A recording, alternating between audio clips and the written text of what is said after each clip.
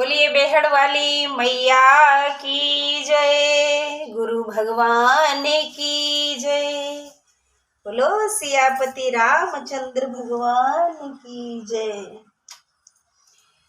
सभी भगवत प्रेमियों को मेरा प्यार भरा राधे राधे। साथियों, श्री रामचरितमानस का अध्ययन बड़े ही प्रेम पूर्वक किया जा रहा है हमारे द्वारा, और आप भी बड़ा प्यार दिखा रहे हैं, सुन रहे हैं बड़े ध्यान से। और आज हम 31वें दिन की कथा करेंगे। राम नाम रूपी सरोवर में हम जितने भी लोग डुबकी लगा रहे हैं, उम्मीद करती हूँ कि ईश्वर हम सबका कल्याण अवश्य करेंगे। कथा की शुरुआत दोहा के माध्यम से करते हैं। गोस्वामी जी कह रहे हैं कि पुरुष प्रसिद्ध प्रकाश निधि प्रगट परावर नाथ, रघुकुल मनि मम स्वामी सोई कहि शिवम नायो माथ, सियापति राम जय जय राम।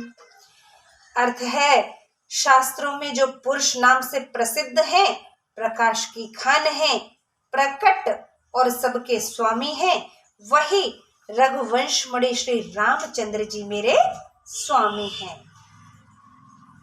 यह कहकर शिव जी ने उनको मस्तक नवाया है। पुरुष नाम से प्रसिद्ध हैं। पुरुष नाम से तो हमारे आज के भाई बांधव भी प्रसिद्ध हैं। तो क्यों ना मेरे भाइयों को श्री राम जी के पद चिन्हों पर चलने की कोशिश करनी चाहिए, अवश्य करनी चाहिए। इसमें संकोच कैसा है? अरे, शास्त्र जब कह रहे हैं कि पुरुष नाम से जो विख्यात हैं, जो प्रसिद्ध हैं, वो प्रभु श्री राम हैं। अब राम तो आप लोग बन नहीं सकते, लेकिन श्री राम के पद चिन्हों पर चल करके, उन्हें फॉलो करके, अरे तमाम फेसबुक फ्रेंडों को फॉलो करते हैं, इंस्टाग्राम पर कितने लोगों को आप फॉलो करते हैं, यूट्यूब पर फॉलो करते हैं, क्या आजीवन के लिए, संपूर्ण जीवन के लिए, जीवन है तब तक और नहीं रहेगा तब के लिए भी भगवान श्री राम को हम फॉलो नहीं कर सकते? जरूर कर सकते हैं। अरे उनकी कोई एक बात फॉलो कर लीजिए, कल्याण अवश्य हो जाएगा। बोलिए राधे राधे। कि निज भ्रम नहीं समुझै अज्ञानी, प्रभु पर मोह धरहि जड़ प्राणी, जथा गगन घन पटल निहारी, झाँप्यो भानु कहै को बिचारी। अज्ञानी लोग अपनी भूल तो समझते नहीं है, वे जड़ प्रभु पर उसका आरोप लगाते हैं। भगवान पर कभी आरोप नहीं लगाना है। हम तो जड़ बुद्धि हैं, ऐसा गोस्वामी जी कहते हैं। और ना सिर्फ गोस्वामी जी कहते हैं, ऐसा हम भी कहते हैं। जैसे आकाश में सूर्य को बादल से ढका हुआ देखकर वे लोग कहते हैं कि सूर्य छिप गया है। अरे नहीं, सूर्य छिपता नहीं है, सूर्य सदैव उजागर रहता है। रात होती है तो चंद्रमा की आहट में आ जाता है, पृथ्वी चंद्रमा की और पृथ्वी का मुख हो जाता है तो रात्रि हो जाती है, और चंद्रमा हटते ही सूर्य दिखता है, सुबह हो जाती है। सूर्य कभी छिपता नहीं है, उसका कभी छुपना होता ही नहीं है। बादलों की आहट में भले ही छुप जाए, क्योंकि बादल नीचे होते हैं, सूर्य ऊंचाई पर है, इसलिए हमें लगता है कि सूर्य छिप गया है। इसी प्रकार अच्छे गुण, अच्छे कर्म कभी नहीं छुपते हैं। बुरा वक्त जरूर आ जाए, लेकिन जो धर्मात्मा है, परहितैषी है, परमार्थ है, ईश्वर उसका कल्याण अवश्य करते हैं। के चितव जो लोचन अंगुली लाए, प्रगट जुगल ससीते के भाए, उमा राम विषय कय समोहा, नभतम धूम धूरि रिमि सोहा। जो आंखों में अंगुली लगाकर देखता है, उसको तो चंद्रमा प्रत्यक्ष दिखाई देते हैं, हे पार्वती, राम जी के विषय में मोह की बातें ऐसी ही है जैसे आकाश में धुआं, धूल और अंधेरे का दिखना है। आकाश में हम कहाँ धुएं को, कहाँ धूल को देख पाएंगे बताइए, और कहाँ अंधेरा दिखेगा। जिस प्रकार आकाश में धुआं, धूल और धुएं को हमें ढूंढना है, उसी प्रकार श्री राम जी को ढूंढना पड़ेगा। के विषय करन सुर जीव समेता, सकल एकते एक सचेता, सब कर परम प्रकाशक जोई, राम अनादि अवधपति सोई। विषय इंद्रियां, इंद्रियों के देवता और जीव, यह सब एक से एक चेतन है। इन सब के परम प्रकाशक वही अनादि ब्रह्म अयोध्यापति श्री रामचंद्र जी हैं।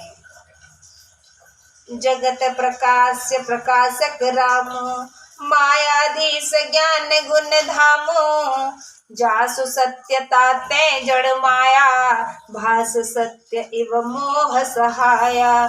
जगत प्रकाश्य है और रामचंद्र जी प्रकाशक हैं। वे माया के स्वामी तथा ज्ञान व गुणों के धाम हैं, जिनकी सत्यता से जड़ माया भी मोह की सहायता पा करके सत्य सी प्रतीत होती है।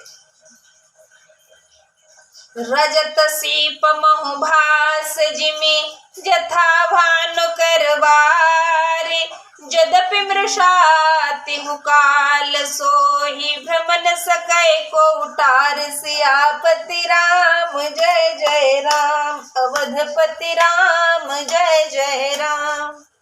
जैसे सीप में चांदी का और सूर्य की किरणों में भ्रम से जल की प्रतीति होती है, यद्यपि यह तीनों काल में असत्य है, तो भी इस भ्रम को कोई टाल नहीं सकता। सीप में चांदी का प्रतीत होना और सूर्य की किरणों में जल का दिखना, जैसे किरणें इधर उधर फूटती हैं तो ऐसे लगता है तिलमिलाहट सी रहती है, चमक सी रहती है, ऐसे लगता है जैसे जल बिखर रहा हो इधर उधर। ये एक भ्रम है, और कितने ही युग क्यों ना बीत जाए, भ्रम ही रहेगा। तो इसको कोई टाल नहीं सकता है कि एहि विधि जग हरि आश्रित रहहि, जदपि असत्य देत दुख अहहि। जो सपने सिर काटे कोई, बिनु जागे न दूर दुख होई। इसी प्रकार जगत भगवान के सहारे रहता है, यद्यपि यह असत्य है तो भी दुख तो होता ही है। जैसे सपने में कोई सिर काट ले तो बिना जागे दुख दूर नहीं होता है। जासु कृपास भ्रम मिट जाई, गिरिजा सोई कृपाल रघुराई। आदि अंत को जासु न पावा, मति अनुमान निगम सगावा। हे पार्वती, जिनकी कृपा से ऐसा भ्रम मिट जाता है, वही कृपालु श्री रामचंद्र जी हैं, जिनका आदि अंत किसी ने नहीं पाया। वेदों ने अपनी बुद्धि से अनुमान करके ऐसा गाया है के बिनु पद चलई सुनई बिन काना, कर बिनु कर्म करय विधि नाना। आनन रहित सकल रस योगी, आनन रहित सकल रस भोगी। बिनु बानी बकता बड़ जोगी। वह ब्रह्म बिना पैर के चलता है, बिना कान के सुनता है, बिना हाथ भांति भांति के काम करता है, बिना मुख के सब रसों का स्वाद लेता है, बिना वाणी के ही योग्य वक्ता और बड़ा योगी है। बोलिए जगन्नाथ भगवान की जय। उनके भी तो हाथ नहीं है, लेकिन सुनते हैं, सब करते हैं, सब देखते हैं। के तन बिनु परस नयन बिनु देखा, ग्रहि ध्यान बिनु बास अशेषा। असि सब भांति अलौकिक करनी, महिमा जासु जाए नहीं बरनी। वह बिना शरीर के ही स्पर्श करता है, नेत्रों के बिना ही देख लेता है, बिना नासिका के सब प्रकार की गंध को सूंघता है। ब्रह्म की करनी सब प्रकार से अलौकिक है, उसकी महिमा कही नहीं जा सकती। बिना हाथ पैरों के प्रभु चलते हैं, बिना कानों के सुनते हैं, बिना नेत्रों के देखते हैं। ऐसी महिमा है मेरे प्रभु की, अलौकिक महिमा है। वो तो सर्वव्यापी हैं, सब जगह मौजूद हैं। के जय में गावहि वेद बुध, जाहि धरे मुनि ध्यान। सोए दशरथ सुत भगत हित, कौशलपति भगवान। राम सिया राम, सिया राम जय जय राम। राम सिया राम, सिया राम जय जय राम। जिसको वेद और पंडित इस प्रकार कहते हैं और मुनि जिसका ध्यान करते हैं, वही दशरथ नंदन भक्त हितकारी अयोध्या के स्वामी भगवान श्री रामचंद्र जी हैं। काशी मरत जंतु अवलोकी, जासु नाम बल करौ विशोकी। सोए प्रभु मोर चराचर स्वामी, रघुवर सब उर अंतर जामी। काशी में मरते हुए प्राणी को देखकर जिसके नाम के बल से मैं उसे जन्म मरण के दुख से मुक्त कर देता हूँ, वही मेरे प्रभु श्री रामचंद्र जी चराचर के स्वामी और उसके हृदय के अंतर्यामी। काशी में देखिए, जब कोई प्राण तजता है और ईश्वर का ध्यान करता है तो जन्म मरण से उसे मुक्ति मिल जाती है। ऐसा काशी धाम है। ऐसा नहीं है कि काशी में चले जाओ और वहां प्राण तज दो, लेकिन मन में छुरी चल रही है अंदर ही अंदर, तो कुछ नहीं होने वाला। निस्वार्थ भाव से बिना किसी को कष्ट पहुंचाए जब हरि भजन आप करते हैं और करते करते भजन प्राण तज देते हैं, तो जीवन के आवागमन से आपको मुक्ति मिल जाती है। बोलिए गौरी शंकर भगवान की जय। कि बेबस हो जा सुनाम नर कहहि, जन्म अनेक रचित अघ गहहि। सादर सुमेरन जे नर करहि, भव वारिधि गौपद एव तरहि। विवश होकर भी जिसका नाम लेते ही अनेक जन्मों के संचित पाप भस्म हो जाते हैं, जो आदर पूर्वक प्रभु का स्मरण करते हैं, वे इस संसार को गाय के खुर के बराबर गड्ढे के समान पार कर जाते हैं। ईश्वर का भजन करना हर एंगल से हमें कष्टों से निवारण देने वाला है, जन्म मरण से मुक्ति देने वाला है और इस संसार के आवागमन से दूर करने के साथ साथ हमारी दुर्बुद्धि को भी नष्ट करने वाला है और सद्बुद्धि प्रदान करने वाला है। कल्याण होता है। ईश्वर का नाम चलते चलते आप ले लीजिए। अपने बच्चों का नाम विधाता के नाम पर रखिए, चाहे वो श्री राम जी के अनेकों नाम हैं उन पर रखें, चाहे कृष्ण के नाम पर रखें, श्री हरि भगवान विष्णु के नाम पर रखें, या फिर मेरे महादेव के नाम पर। आप अपने बच्चों का नाम भी रख सकते हैं ताकि दिन भर बच्चों को पुकारें तो हरि का नाम हो जाए, हरि का नाम रट लिया जाए। ऐसा भी है, बहुत लोग करते हैं कि राम सो परमात्मा भवानी, तह भ्रम अति अविहित तब बानी। अस संशय आनत उर माही, ज्ञान विराग सकल गुण जाही। हे भवानी, वही परमात्मा श्री रामचंद्र जी हैं, उनमें भ्रम है। तुम्हारा ये कहना बहुत ही अनुचित है। हृदय में ऐसा संदेह आते ही ज्ञान वैराग्य आदि सद्गुण सब दूर हो जाते हैं। देखिए, महादेव जी फिर से मैया पर कटाक्ष कर रहे हैं कि आपने ऐसा कैसे सोच लिया कि वो भगवान श्री राम नहीं है, मेरे आराध्य नहीं है। अरे, जब आप ऐसा सोचते हैं तो मन में जितना भी पुण्य है वो सब नष्ट हो जाता है, जितना भी ज्ञान वैराग्य और सद्गुण है वो सब खत्म हो जाते हैं। तो देखिए, जब व्यक्ति नास्तिक हो जाता है और अपने आप को भी बताता है कि नहीं, मैं ईश्वर को नहीं मानता, ईश्वर होता ही नहीं है, तो ऐसा व्यक्ति अपने तर्क वितर्कों से कुतर्क करते हुए भले ही सामने वाले को कुछ समय के लिए चुप करा दे, लेकिन सही मायने में उसके सारे गुण नष्ट हो जाते हैं। जो ईश्वर की अवहेलना करता है, ईश्वर की निंदा करता है, ये सत्य है।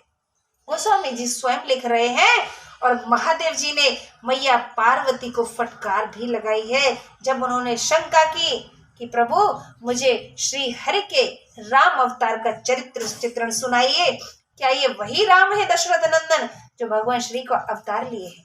मैया को डाउट था। महादेव को ये बात कतई अच्छी नहीं लगी। उनके इष्ट के विषय में मैया ने ऐसी शंका कर ही क्यों दी के सुने सेवा के भ्रम भंजन बचना, मिट गए सब कुतरक के रचना, भई रघुपति पद प्रीति प्रतीति, दारुण असंभावना बीती। शिव के भ्रम नाशक वचन सुनकर पार्वती के सब कुतर्क दूर हो गए। श्री राम जी के चरणों में स्नेह और विश्वास हुआ तथा कठिन असंभावना, राम का पर ब्रह्म होना असंभव नहीं है, ये संदेह दूर कर दिया। मैया को जो संदेह था, जब महादेव ने मैया पार्वती का संदेह दूर किया है, तो क्या हम इस व्याख्यान से सीख नहीं ले सकते हैं? अरे ले सकते हैं। हमें भी समझना चाहिए कि ईश्वर नाम की कोई वस्तु है, कोई चीज है, कोई तत्व है जो ही इस संसार को चला रहा है। अब वो चाहे राम है, श्री कृष्ण है, भगवान विष्णु है, भगवान शिव हैं या हनुमान जी हैं, सब एक दूसरे की सेवा और प्रार्थना करने वाले हैं। इसी प्रकार हम सबको भी एक दूसरे का मान सम्मान करना चाहिए। देवलोक में जब देवता एक दूसरे का सम्मान करते हैं, ये परम शक्ति एक दूसरे का सम्मान करती हैं, जो शक्तियां हैं वो, तो हम क्यों नहीं करें? भगवान महादेव श्री राम जी के इष्ट हैं और श्री राम जी भगवान महादेव के इष्ट हैं, दोनों एक दूसरे की आराधना करते हैं। तो हम भी तो इस संसार में एक दूसरे को मान सम्मान दे सकते हैं। अरे उनकी पूजा न कर सके, आराधना नहीं कर सके, हम एक दूसरे को मान सम्मान तो दे ही सकते हैं। इतना तो हम कर ही सकते हैं। उनके नक्शे कदम पर चलने के लिए हमें कुछ तो करना पड़ेगा, उनके अपने जीवन के कल्याण के लिए हमें कुछ करना पड़ेगा। तो हम सिर्फ इतना ही कर लें, मात्र एक दूसरे का सम्मान करते रहें, किसी को भी हीन भावना से, हीन दृष्टि से, निचली दृष्टि से ना देखें, किसी को छोटा ना समझें और अपने को भी बड़ा नहीं समझना है। जीवन हितार्थ में ये जरूरी भी है। गोस्वामी जी आगे कह रहे हैं के पुण्य पुण्य प्रभु पद कमल गही, जोर पंकरुह पानी, बोली गिरजा बचन बर, मनहु प्रेम रस सान। राम सिया राम, सिया राम जय जय राम, राम सिया राम। बारंबार प्रभु शिव जी के चरण कमलों को छूकर, कमल रूपी हाथ जोड़कर पार्वती जी मानो प्रेम रूपी रस में सान कर सुंदर वचन बोली है। क्या बोली है मैया?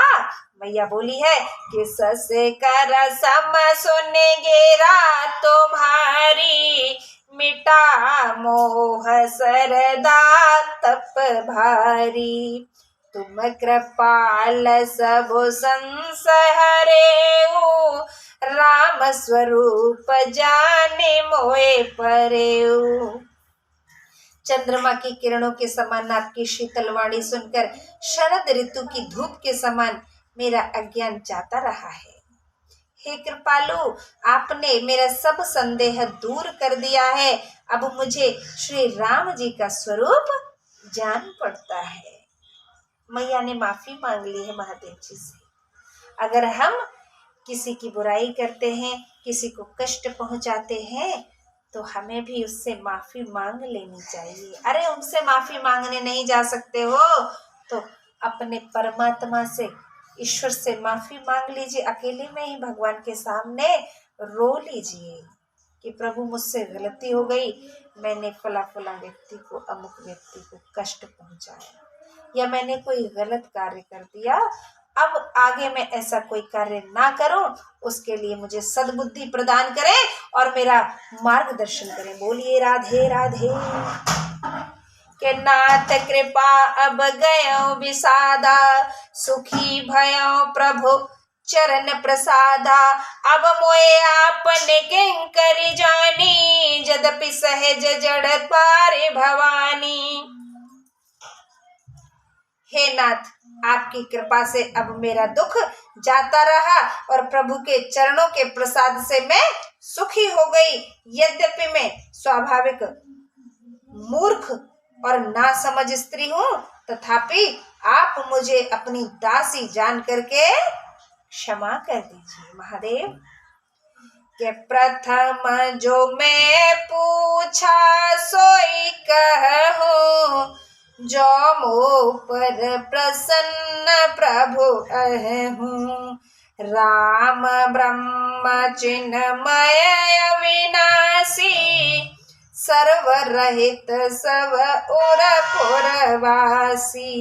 हे प्रभु, जो आप मुझ पर प्रसन्न हैं, तो मैंने जो पहले पूछा था वह कहिए। श्री रामचंद्र जी साक्षात ब्रह्म, चिन्मय, अविनाशी, सब प्रपंचों से अलग सबके हृदयपुर में वास करने वाले हैं। कि नाथ गरे नर तनु के हेतु, मोहि समुझाए कहाओ वृष केतु। ओमा वचन सुनि परम विनीता, राम कथा पर प्रीति पुनीता। मैया नाना प्रकार से महादेव जी से विनय कर रही हैं कि बस आप तो मुझे माफ कर ही दीजिए। कह रही है कि हे नाथ, उन्होंने मनुष्य का शरीर किस कारण से धारण किया। हे वृषकेतु, समझा कर कहिए। पार्वती के अति नम्र वचन सुनकर और श्री रामचंद्र जी की कथा का पवित्र प्रीति जान करके मैया हर्ष से झूम उठी हैं, प्रफुल्लित हो गई हैं। आगे अब भगवान श्री राम ने, श्री हरि ने राम अवतार क्यों लिया है। माँ भवानी वृषकेतु अर्थात महादेव जी से पूछ रही हैं। अब महादेव जी आगे क्या वर्णन करेंगे और गोस्वामी जी क्या लिखेंगे, जानेंगे आगे की कथा में। मित्रों, लाइट चली गई है, अंधकारमय हो गया है, तो आगे कथा कंटिन्यू ही नहीं कर सकते हैं और समय भी मेरे ख्याल से पूर्ण हो चुका है। क्लिप बहुत ज्यादा लंबी हो जाएगी तो आप भी सुन नहीं पाते हैं। उम्मीद करते हैं आज की कथा से आपको जो मोरलिटी, जो नैतिकता मिली है, वो उसे आप अपनाएंगे। और एक बार फिर मैं दोहरा देना चाहूंगी, लाइट भी आ गई है तो, कि हमें आज की कथा से ज्ञान ये मिला है कि हमें एक तो ईश्वर पर संदेह नहीं करना है, दूसरे आजकल हम अपने घरों में एक दूसरे पर जो संदेह कर रहे हैं, जिसके कारण लड़ाई झगड़े बहुत ज्यादा बढ़ रहे हैं। गृहस्थी की जो गाड़ी है सबकी लगभग डावाडोल सी चल रही है। कुछ एक गृहस्थियां हैं 2% मुश्किल से होंगी जो स्मूथली चल रही होंगी, नॉर्मल चल रही होंगी, बाकी कहीं ना कहीं थोड़ा बहुत तो खटका खटकी पड़ी हुई है। तो ये भी नहीं होनी चाहिए। जैसे मैया भवानी का संदेह भोलेनाथ ने दूर कर दिया है, वैसे ही हमें अपनों पर संदेह नहीं करना है। अगर ऐसा हमें कुछ प्रतीत भी हो रहा है तो हमें उनसे खफा नहीं होना है, इतना हमें समझ लेना जरूरी है। ताकि, क्योंकि जीवन बार बार नहीं मिलता है, जीवन बार बार नहीं मिलता। एक बार ये जिंदगी मिली है, हंस करके गुजार लीजिए। क्यों कलेशों में पड़े, क्या जरूरत है कलेश में पड़ने की। अरे उनसे झगड़ा करेंगे, इतनी देर में ईश्वर का भजन कर लेंगे तो शायद हमारा कल्याण भी हो जाएगा। बोलिए राधे राधे।